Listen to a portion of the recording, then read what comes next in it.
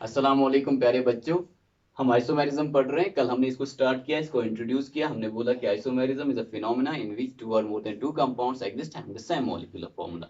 ये वो फिनोमेना है जिसमें दो या दो से ज्यादा कंपाउंड्स एग्जिस्ट करते हैं और उनका मॉलिक्यूलर फॉर्मूला जो होता है वो सेम होता है। प्रॉपर्टीज डिफरेंट होने की वजह से वो डिफरेंट कंपाउंड्स हो जाते हैं, ठीक है। और उसके बाद हमने देखा कि क्या रीजन हो सकता है कि कंपाउंड्स की डिफरेंट प्रॉपर्टीज होंगी और दो उनका मॉलिक्यूलर फॉर्मूला सेम है। उस बेसिस पे दो टाइप्स ऑफ आइसोमेरिज्म होते हैं, एक है स्ट्रक्चरल आइसोमेरिज्म, एक है स्टीरियो आइसोमेरिज्म, ठीक है ना।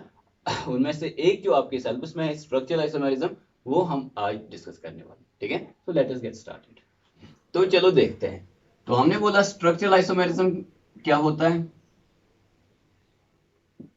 हम देखेंगे what is same and what is different.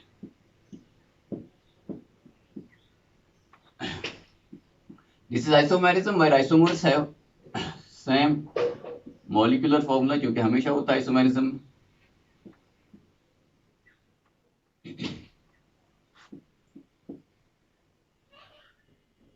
Different compounds,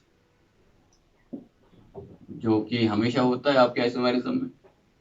फिर what is special, what is particular about structural isomerism, that is difference in bonding, जिसको आपकी क्लास में कभी कभी बोला जाता है कि there is a difference in structure, ठीक है ना। स्ट्रक्चर में डिफरेंस है, डिफरेंस इन बॉन्डिंग यानी कि linking together of atoms. Atoms की जो आपस में लिंकिंग है, लिंकेज है, वो डिफरेंट, ठीक है ना। That is structural isomerism. Same molecular formula of different compounds, these different compounds have difference in bonding यानी कि difference in the arrangement of atoms with respect to each other, ठीक है ना। और difference in the linking together of atoms, ठीक है। इसका क्या एग्जाम्पल है? इसका एग्जाम्पल आपका है फॉर एग्जाम्पल C4H10। अगर मैं आपसे कहूं ये किस चीज का फॉर्मूला है, तो आप बोलोगे दिस इज CnH2n+2। ये तो हमें आता है, दिस इज ब्यूटेन। लेकिन क्या ब्यूटेन के 4 कार्बन्स को एक ही तरीके से रखा जा सकता है या फिर डिफरेंट तरीकों से रखा जा सकता है? इनको दो डिफरेंट तरीकों से रखा जा सकता है। एक तरीका ये होगा 1 2 3 4, 4 कार्बन्स जो है वो स्ट्रेट चेन में है।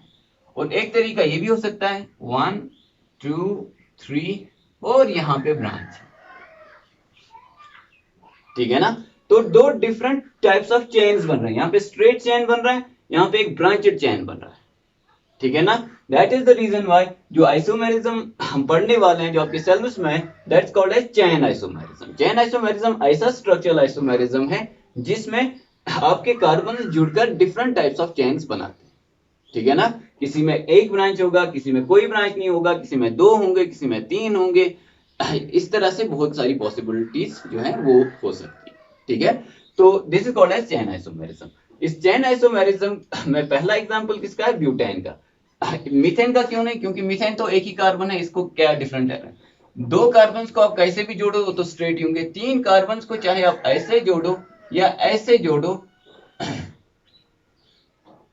ठीक है ना, ये दोनों एक्चुअली सेम है। इसको सीधा उठा के हम ऐसे जो है कर सकते हैं। That's not a great, there is no difference between this and this. ये बात भी आप याद रखना। इन योर ऑर्गेनिक केमिस्ट्री अगर आप एक चेन ऐसे बनाते हो और एक चेन ऐसे बनाते हो, क्या इनमें कोई डिफरेंस है? Answer is no. Why? Because it's a continuous chain और ये भी एक कंटिन्यूअस चेन है। ये बात को समझना है आपको कि ये ब्रांच नहीं है। यहाँ पे ब्रांच ये तब होता, फॉर एग्जाम्पल एक यहाँ पे, दूसरा यहाँ पे, तीसरा यहाँ पे, चौथा आप नीचे भी करोगे ना, वो कंटिन्यूअस चेन है। लेकिन अगर आप यहाँ पे करोगे तो यहाँ पे एक ब्रांच बन गया, ठीक है ना। अगर आपका ट्री है फॉर एग्जाम्पल और वो ऐसे है, क्या बोलोगे इसका ब्रांच है? Answer is no. ट्री का ब्रांच कब बोलोगे कि ट्री तो ऐसा है लेकिन बीच में इसको कुछ ऐसे है, then you call this is a branch. This is not a branch, ठीक है ना। ये तो ट्री थोड़ा सा टेढ़ा हो गया। तो जैसे ये वाला ट्री ब्रांच नहीं है, ये वाला पार्ट इसका, और ये वाला इसका ब्रांच है, ऐसे ही आपके कार्बन्स में अगर ऐसे है या ऐसे है तो कोई ब्रांच नहीं है।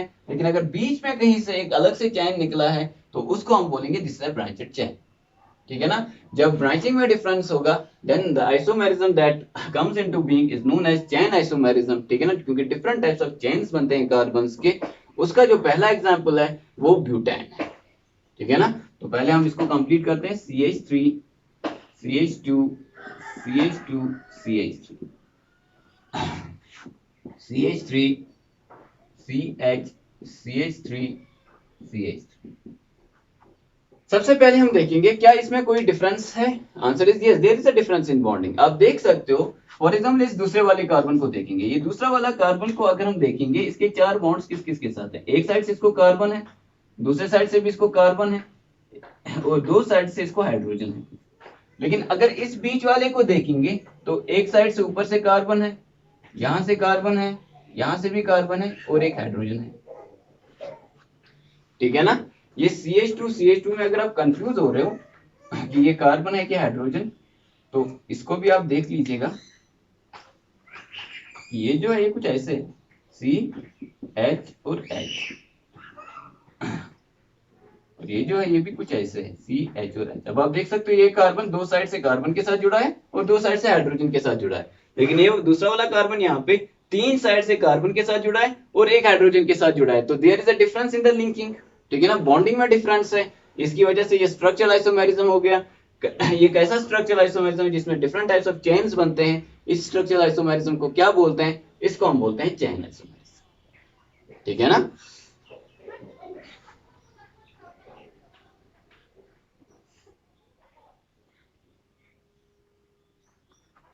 ओके, तो अब हम इनका नॉमेनक्लेचर देखेंगे। जो दो चीजें हमने यहाँ पे बनाई, इनका क्या नाम। इनके दो नाम आपको याद रखने हैं, one is common and one is of course IUPAC। याद क्या रखने, कॉमन नेम में भी आप याद रख लो, लेकिन IUPAC नाम आपको देना आना चाहिए। सबसे पहले हम देखेंगे इनका IUPAC नेम। आप खुद देखो, इसमें कितने कार्बन है? 4 कार्बन है, तो क्या आएगा? ब्यूट। कार्बन के बीच में सिंगल बॉन्ड है तो ब्यूटेन, जैसे कि हमने नॉमेनक्लेचर में पढ़ा। ठीक है, नॉमेनक्लेचर का लिंक मैंने डिस्क्रिप्शन में दिया होगा। इसमें कितने कार्बन एटम्स हैं एक चेन के अंदर? 3 कार्बन एटम्स हैं। ठीक है, तो क्या आएगा? प्रोप, और फिर प्रोप, कार्बन के बीच में सिंगल बॉन्ड, प्रोपेन। लेकिन कार्बन नंबर 2 पे जो दूसरा वाला कार्बन है, इसको this is number 1, this is number 2, this is number 3। दूसरे वाले कार्बन पे एक मिथाइल ग्रुप है, तो इसको हम बोलते हैं नाम 2 मिथाइल प्रोपेन। इसका फॉर्मूला क्या है? अगर आप गिनोगे 1 2 3 4, कार्बन 4 है, हाइड्रोजन 3 2 5 2 7 और 3 10, हाइड्रोजन 10। तो ये भी C4H10 है, और ये वाला भी 1 2 3 4 कार्बन, 3 3 6 3 9 और 1 10 हाइड्रोजन। दोनों का C4H10 मॉलिक्यूलर फॉर्मूला है, लेकिन ये दो डिफरेंट कंपाउंड्स बना रहे हैं। ठीक है ना, क्योंकि इनका जो बॉन्डिंग है वो डिफरेंट है, और देयरफॉर इनकी प्रॉपर्टी जो है वो डिफरेंट होगी। फॉर एग्जांपल ये जो ब्यूटेन है, इसका बॉइलिंग पॉइंट 2 मिथाइल प्रोपेन से ज्यादा है। ठीक है, समझ रहे हो। तो ये एक डिफरेंस तो आपको, फॉर एग्जांपल एक ये डिफरेंस है, और भी बहुत सारी डिफरेंसेस हैं। तो ये डिफरेंस की वजह से ये डिफरेंट कंपाउंड्स हैं, तो आइसोमेरिज्म है, क्योंकि इनका सेम मॉलिक्यूलर फॉर्मूला है। ठीक है ना। अब एक और बात है इनका, ठीक है, देखो इनमें से जो एक है that is CH3 CH2 CH2 CH3। जब एक चेन के अंदर कॉमन नेम्स में क्या होता है? कॉमन नेम्स में जब एक चेन के अंदर कोई ब्रांच नहीं होता तो उसको N लगाते हैं। N का मतलब होता है नॉर्मल, नॉर्मल का मतलब होता है कोई ब्रांच नहीं। ठीक है ना। फिर देखना है कितने कार्बन टोटल है, चाहे ब्रांच, अगर ब्रांच होता, ठीक है ना, जैसे कि आगे हम देखेंगे, तब भी टोटल कार्बन गिनने हैं, नहीं है तब भी टोटल कार्बन गिनने हैं। टोटल कार्बन 4 है, तो दिस बिकम्स नॉर्मल ब्यूटेन। ठीक है, ये एक आइसोमेरिज्म है जिसका IUPAC नाम क्या है? जिसका IUPAC नाम ब्यूटेन है सीधा। दूसरा वाला ये था आपके पास CH3 CH3 सॉरी, यहाँ पे H था और यहाँ पे CH3। यहाँ पे सेकंड कार्बन पे, जो आप आगे अपने हायर क्लास में देखोगे, it's actually about second last carbon. ठीक है ना, सेकंड लास्ट कार्बन पे, या यहाँ पे आप देख सकते हो कि दूसरे वाले कार्बन पे एक मिथाइल ब्रांच है, एक ग्रुप, एक ब्रांच है जो मिथाइल है। जब दूसरे वाले कार्बन पे या सेकंड लास्ट कार्बन पे एक मिथाइल ग्रुप होगा attach, that is known as iso. तो आइसो कब यूज करते हैं? आइसो तब यूज करते हैं जब आपका एक लंबा सा चैन है या छोटा सा भी चैन है, तो लास्ट वाले कार्बन से पहले वाले कार्बन पे एक मिथाइल ग्रुप है। ठीक है ना, तो this is called as iso. ठीक है, तो आइसो, और कितने टोटल कार्बन हैं? 1 2 3 और 4, तो this is called as isobutane. समझ रहे हो। तो दिस इज आइसोब्यूटेन जिसका आईयूपैक नाम है 2 methyl propane and this is normal butane. इसको नॉर्मल क्यों बोला? क्योंकि कोई ब्रांच नहीं है। इसको आइसो क्यों बोला? क्योंकि सेकंड कार्बन पे या सेकंड लास्ट कार्बन पे there is one methyl group in the form of a branch. समझ रहे हो? इसके बाद हम लास्ट वाला एग्जांपल इसका करेंगे। एक और एग्जांपल आपको असाइनमेंट देंगे, वो आप घर में कर लेंगे, ठीक है ना? ओके, तो स्ट्रक्चरल आइसोमेरिज्म की पहली एग्जांपल ब्यूटेन C4H10। C4H10 में कितने टाइप्स हैं? 2 टाइप्स हैं। One is normal butane, one is isobutane. Normal butane का आईयूपैक नाम है ब्यूटेन और आइसोब्यूटेन का आईयूपैक नाम है 2 मिथाइल प्रोपेन। समझ रहे हो? अब हम आगे बढ़ते हैं। So let us move to the next example which is C5H12। ठीक है ना? इसको अगर आप डायरेक्टली नाम देना चाहते हो तो आप देखोगे 5 कार्बन है, अल्केन्स का जनरल फॉर्मूला है, तो this must be your pentane. लेकिन इसके भी डिफरेंट आइसोमर्स हैं। अब 5 कार्बन्स को जोड़ने के 3 तरीके होते हैं। देखो, पहला ये है कि पांचों को आपने एक स्ट्रेट चेन में जोड़ा। दूसरा ये है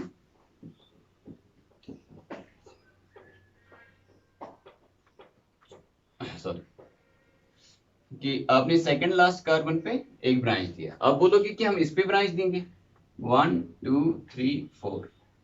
चलो अब इस पे भी ब्रांच दो, फिर नाम देखेंगे, फिर देखेंगे सेम है कि डिफरेंट है। और तीसरा वाला बोलोगे कि हम 3 ही एक चेन में रखेंगे, फिर 2 ब्रांच देंगे। तो देखने में ये 4 पॉसिबिलिटीज हैं, लेकिन ये एक्चुअल में 3 ही पॉसिबिलिटीज हैं, because this and this are same. समझ रहे हो? हमने नॉमेनक्लेचर में पढ़ा कि जहां पे ब्रांच पहले आता है नंबरिंग वहां से करनी होती है। अगर हम यहां से जाएंगे तो नंबरिंग यहां से होगी, क्योंकि दूसरे नंबर पे ब्रांच आएगा। अगर इस वाले कंपाउंड को देखेंगे तो यहां से अगर गए तो 1 2 3 पे ब्रांच आएगा, और यहां से अगर आएंगे उर्दू की तरह 1 और 2 पे ब्रांच होगा, तो यहां से आना पड़ेगा। ठीक है ना? तो ये तो इनका कार्बन का स्केलेटन है, इसका पूरा स्ट्रक्चर हम बना लेते हैं हाइड्रोजन के साथ। ठीक है ना? उसको हम ब्लैक में बनाएंगे। Hydrogen hydrogen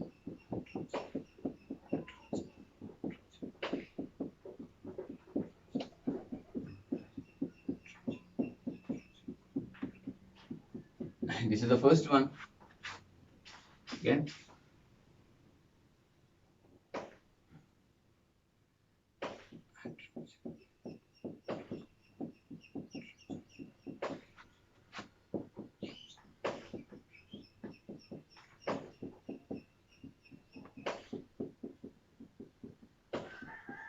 this is the second one. इसको भी हम मिटाते हैं, इस पे हम वापस आएंगे।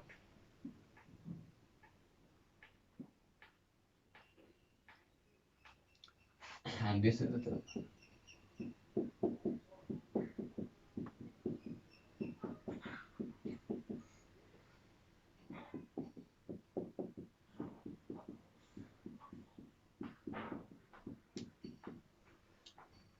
इन सब में आप देख सकते हो कि total number of carbon atoms 5 है, और total number of hydrogen atoms जो है वो 12 है। ठीक है? तो इन सब का हम नाम देंगे। सबसे पहले हम देखेंगे क्या ये आइसोमर्स है। Answer is yes. Why? Because these are three different these have the same molecular formula but they have different bonding। देखो यहाँ पे आपको कोई ऐसा कार्बन नहीं मिलेगा जिस कार्बन ने 3 कार्बन के साथ बॉन्ड बनाए। इस कार्बन ने सिर्फ एक कार्बन के साथ बॉन्ड बनाया, इस कार्बन ने 2 के साथ बॉन्ड बनाए, इसने भी 2 के साथ बॉन्ड बनाए, इसने एक ही के साथ बॉन्ड बनाया। ठीक है? यहाँ पे आपको एक ऐसा कार्बन भी मिलेगा जिसने 3 कार्बन के साथ बॉन्ड बनाए, तो there is a difference in bonding. यहाँ पे आपको कोई ऐसा कार्बन नहीं मिलेगा जिसने 4 कार्बन के साथ बॉन्ड बनाया, लेकिन यहाँ पे आपको एक ऐसा कार्बन मिलेगा जिसने चारों साइड से कार्बन के साथ ही बॉन्ड बनाया।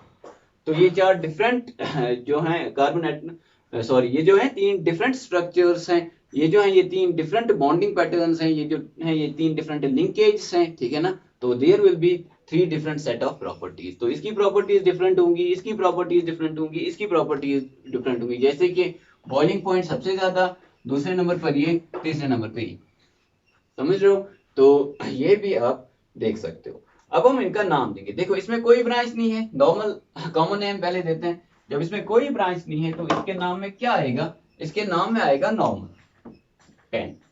उसके बाद हम बोलेंगे कि कितने टोटल कार्बन है, 1 2 3 4 और 5, तो ये होगा नॉर्मल पेंटेन। अब हम बोलेंगे इसका आईयूपैक नाम। आईयूपैक नाम है, इसमें 5 कार्बन है तो पेंट, ये इसका कॉमन नेम है। ठीक है ना। अब आईयूपैक नाम क्या है वो भी देख लेते हैं। पेंट और फिर सिंगल बॉन्ड्स हैं तो पेंटेन, समझ रहे हो।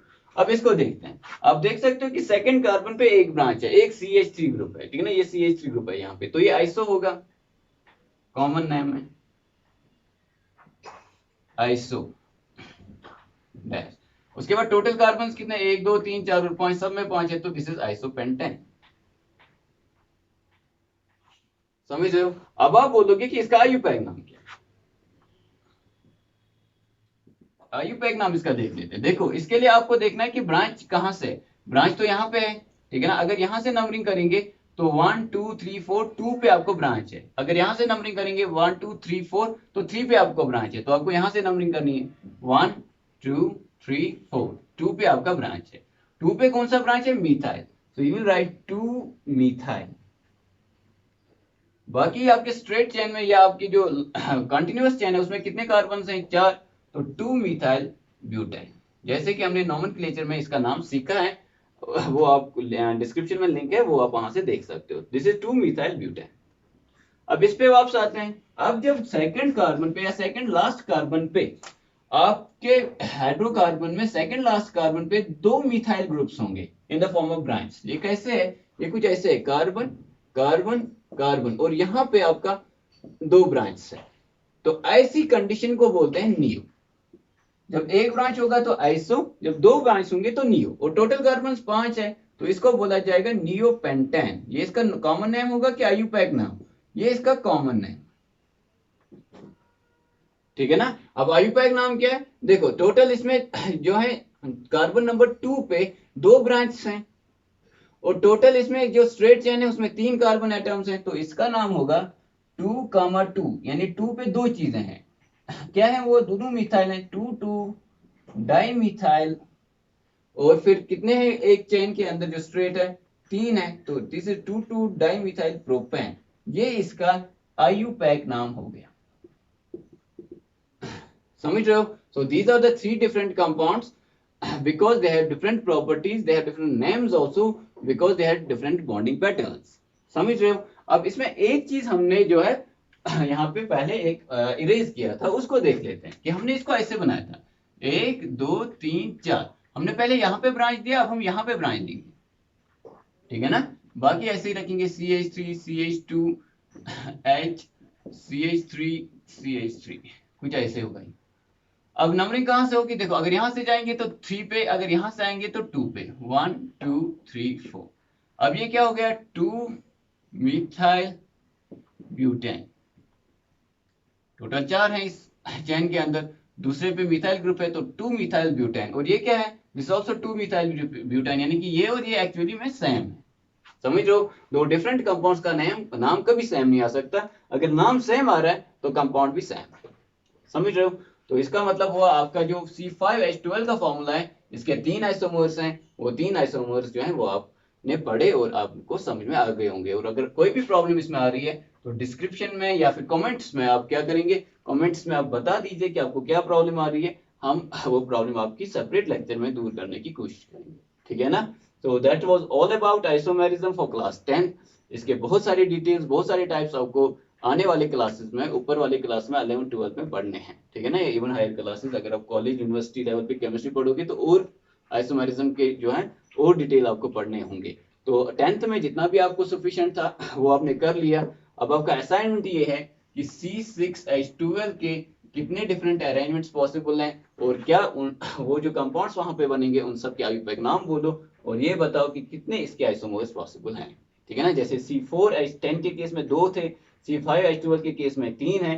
अब इसमें आप देखोगे कि 4 हैं, 5 हैं, 6 हैं, कि कितने हैं, और उनका नाम लिखोगे, ठीक है। That's assignment for you. If you could not follow that, do let us know in the comment. We'll do that for you also. But first you have to make an attempt. पहले आपको try करना होगा खुद, उसके बाद हम आपको ये दिखाएंगे, ठीक है ना।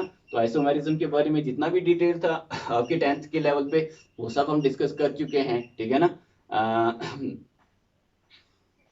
I hope you understood the concept कि क्या चीज होती है ये सिंपली डिफरेंट कंपाउंड्स होते हैं same formula, same molecular formula वाले, ठीक है ना। So that was all about isomerism. See you next time with next topic. Till then, take care of yourselves and have a nice time. Thank you for watching.